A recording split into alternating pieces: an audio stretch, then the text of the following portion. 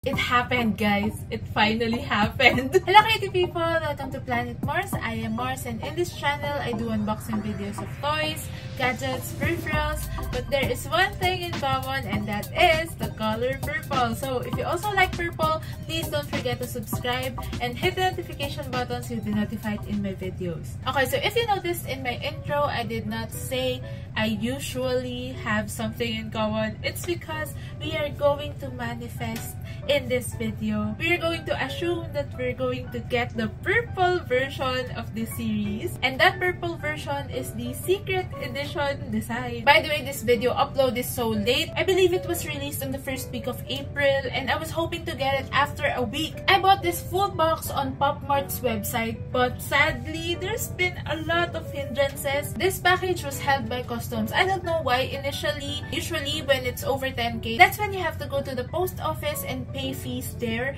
but I really don't know. This is not over 10K. So when I browsed on Facebook, after 3 or 4 weeks, I saw there people going to the post office and they picked up their packages there. So that's when I realized that I have to go there too, because we have the same order. So the reason why it's been held on customs, it's because one of the designs here have a battery. So we're going to find out later if it's worth the wait and if it's worth the effort that I've gone through. Alright, so let's cut the chit chat and let's start unboxing. Okay, so look how big this box is. This is like ×2 of other series boxes. And this series only has 9 designs.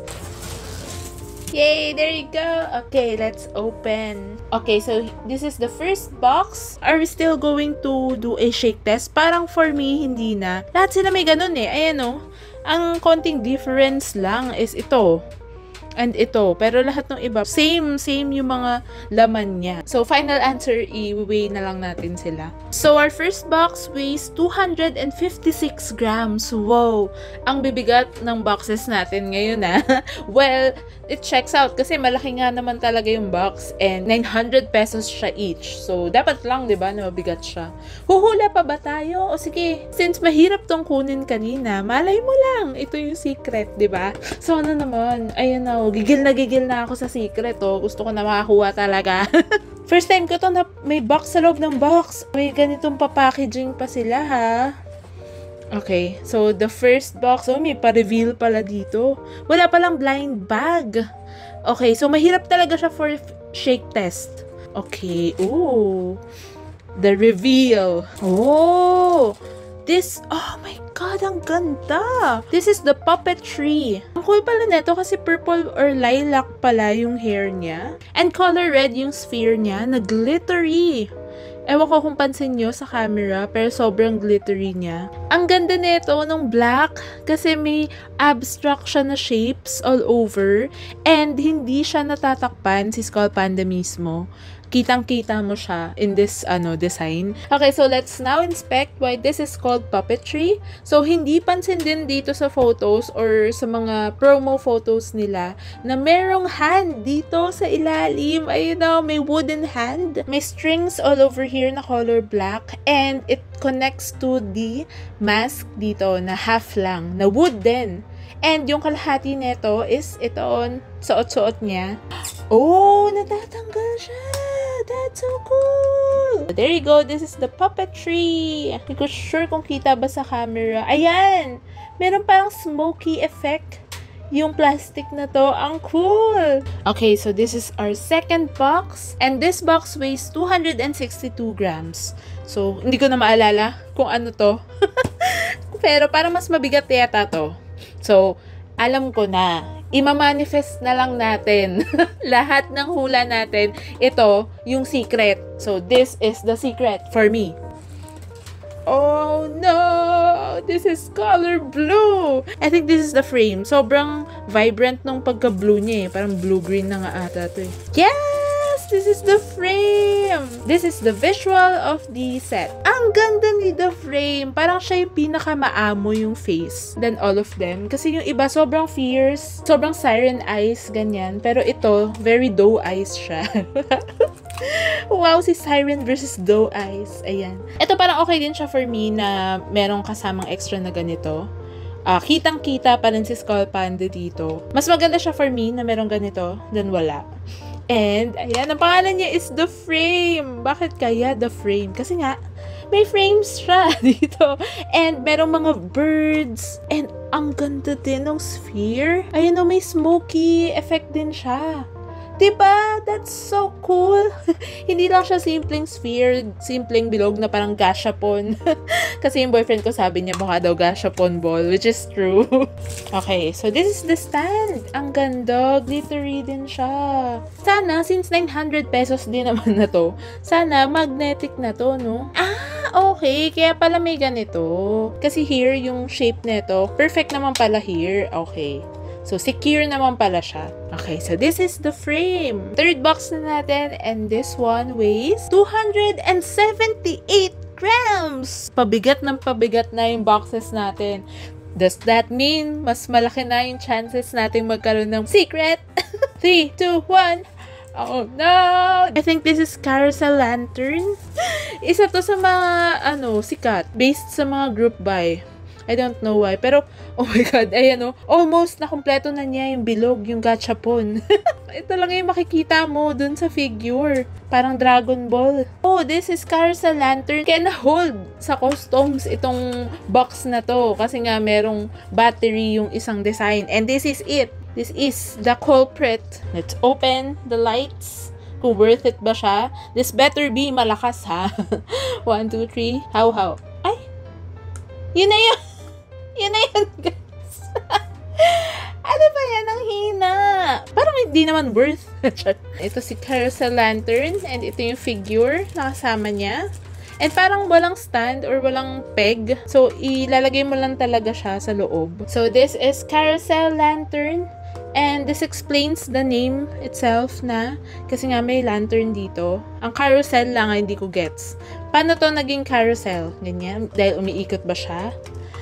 Pero ayun, ang daming butterflies naman here in this figure. Pansin din dito sa lamp. Ayan o. It's a butterfly icon. Ipakita natin yung itsura niya nang naka-attach ito. Ayun yung sinasabi ko na hindi masyadong makita yung ibang Skull Panda figures. Kasi nga, laki oh. Okay, this is our fourth one.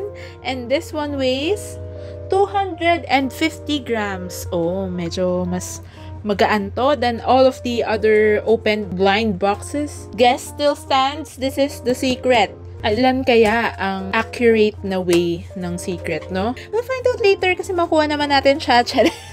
Ganon tayo kadilulu ngayon. Dahil sa pahirap na pinagawa ng Pop Mart. 3, 2, 1. Oh, no! Pan flute? Congo? Oh, yeah. This is the Congo. Ewan ko ano yung correct na pronunciation dito. Meron din mga ibang protection sa loob. So, kailangan natin siyang buksan. And feeling ko, yun din yung indication para malaman natin na nabubuksan siya. Parang siya yung very sassy, very girly na design ng series na to. Si Congo. Diba? Sobrang pink! This is for the pink girlies. Ang ganda. Pero ito, yung buong parang harp. Or yun ba yung meaning ng Congo? Harp ba siya? Light blue siya. And meron din design sa likod. Sobrang detailed nito ah. Ang ganda ng backdrop niya. And hindi ko na masyadong mapakita sa inyo. Pero ayan na may gold na abstract something here sa loob. Ito ang perfect na parang dapat walang cover kasi hindi mo talaga siya makita. Oh. Or pag ganito daw siya parang mas kita yung face niya. Yan. Oh, silip lang. Very demure. This is our fifth one and this one weighs 272 grams. Okay, mas mabigat. Feeling ko ito yung secret. Yan, let's go. But dahil mabigat siya. No! Is this the pan flute or yung ganta? Ganta ata. This is the ganta. Ang cute!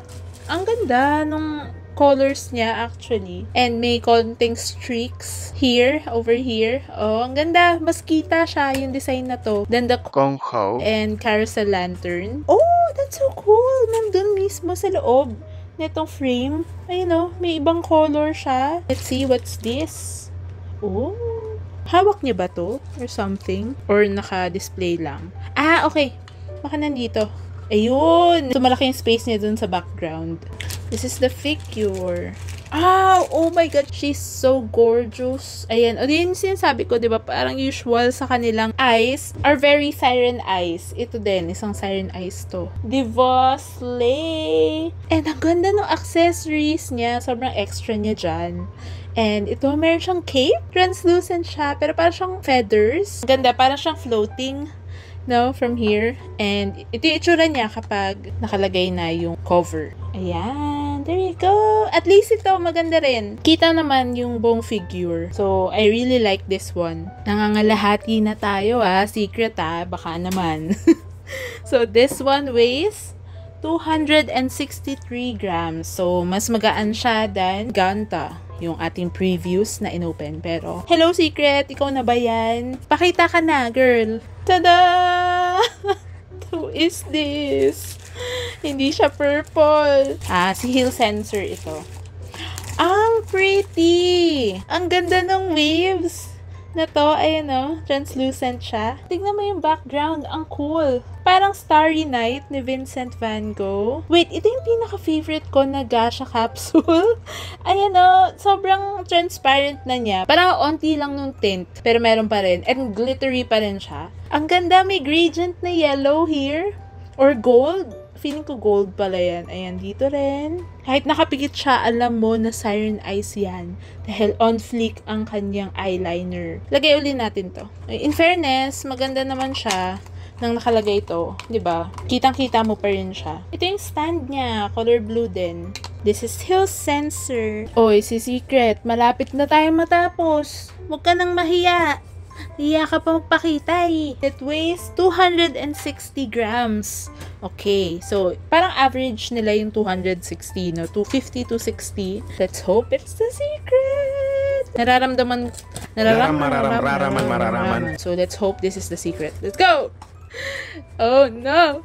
This is the Pricket, I guess. Mukha na siyang purple pero hindi. Oh, blue na blue pala siya. Parang ang dark lang kasi nung itsura niya dun sa photo, no? Nakabaliktad ba siya? Okay. Side pala. Akala ko nakabaliktad, naka-upside down. Pero parang cool din, no? Parang nagpo-float siya. And meron siyang flower over here. Nakasaksak sa kanya, kaya tawag sa kanya Pricket. It's pricking her. Oh no, is she okay? Ang ganda ng backdrop niya din.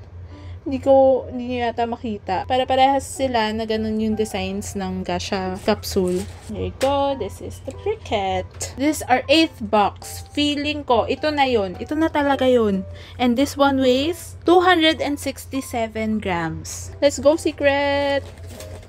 Smooth ng pagka-open ko na yun Almost clean. 3, 2, 1, go! Wait! Oh my God! Ito na nga yan! Oh my gosh! Grabe! This is my first ever Secret Skull Panda. Kasi every time na nag-open tayo, halos na makumpleto na natin yung series ng Skull Panda. Meron pa akong isang unboxing na parang 5 full box yung binuksan ko pero wala ni isa. And finally, after 4 years na ba? Oo, parang we finally have a Skull Panda Secret! Grabe, it's purple, so sobrang perfect talaga to. Pero yun pala, nabubuksan nga pala siya. Something like this. Ayan. And, hindi ko sure kung natatanggal din ba siya sa dito yung likod. Let's try. Ay, ayoko. Baka masira. Pero nakita ko kasi ibang photos ng ibang designs though na tinatanggal nila yung gashapon ball. Happy naman ako dito kasi nga purple naman siya. Chat, is this real? Oh my God, matte yung finish ng stand. Siya yung nag-iisa na matte. Parang lahat kasi ganito. But, sana ito rin, ginawang matte na rin. Pero there you go. So, dapat lagi per unboxing videos natin, i-manifest natin yung secret. Oh my God, ang ganda ng card. Hindi lang siya glittery. Ayan may mga lines siya. Okay, so this is our last box. And this one weighs 262 grams. So, gusto kong makita yung Skeleton Fantasy Show. So, sana ito yung Skeleton Fantasy Show. Ang hirap naman i-pronounce. Since na-manifest na natin yung secret. So, color black please! Oh, yay! It is the Skeleton Fantasy Show. Ang ganda! Very Chinese yung design niya. Ayun na, parang dragon. Ayun lang, di ko masyadong pansin yung pagka-skeleton niya. Oh, naiikot ba siya? Wait, natatanggal ba to? May styro dito eh. Or naiikot lang ba siya? Oh, naiikot siya!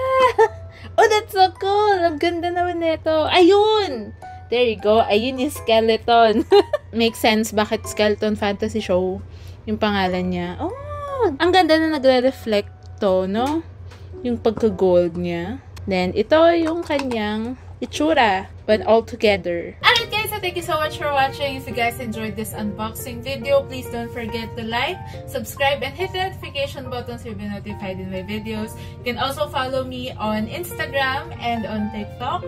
And that's it guys. Let me know in the comment section below what else do you want me to unbox. Sige rin!